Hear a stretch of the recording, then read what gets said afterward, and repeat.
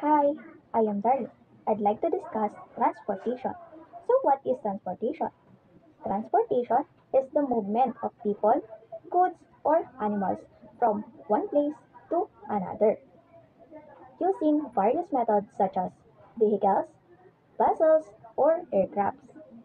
The primary modes of transportation are land, water, and air.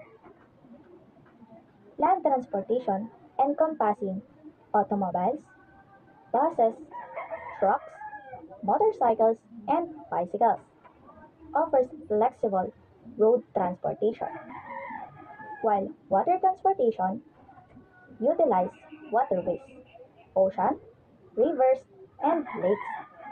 Common watercraft are boats, ships, and ferries, while air transportation relying on aircraft. It has speed and efficiency, particularly for long distance travel.